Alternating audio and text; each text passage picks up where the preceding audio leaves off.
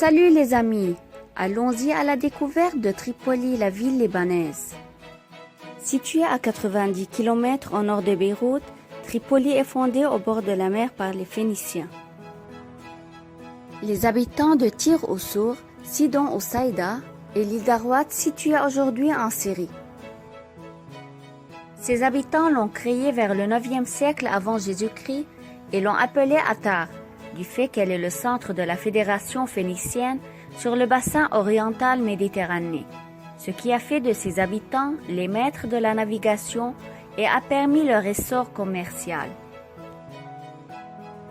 Au IVe siècle avant Jésus-Christ, les Grecs ont gouverné la ville et l'ont nommée Tripolis, qui signifie la ville triangulaire. Les Arabes ont pénétré la ville au 7e siècle et changé son nom en Atarablos, ajoutant la Hamza en vue de la distinguer de Tarablos, la ville libyenne. Mais ils ont finalement adopté le nom de Tarablos en éliminant la Hamza. Durant la période des Omeyyades, Tripoli est devenue un centre industriel important pour la construction des navires et l'un des ports les plus forts des califes omeyyades. En 646, à l'époque du calife Osman ben Affan, Soufiane ben Moujib al-Azdi y construit le premier fort islamique. En 750, Tripoli tombe sous la domination des Abbassides, suivis par les Fatimides, qui ont aussi construit plusieurs monuments.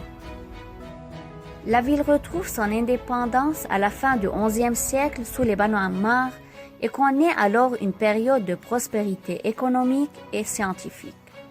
Elle est nommée par Dar al-Alam ou la maison de la science. Au début du XIIe siècle, Tripoli tombe sous le contrôle des Francs et la ville côtière est touchée par deux importants tremblements de terre destructeurs.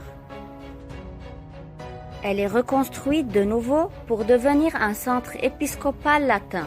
À cette époque, les Francs ont commencé la construction de la citadelle de Saint-Gilles à l'emplacement du fort Soufiane pour protéger la ville côtière.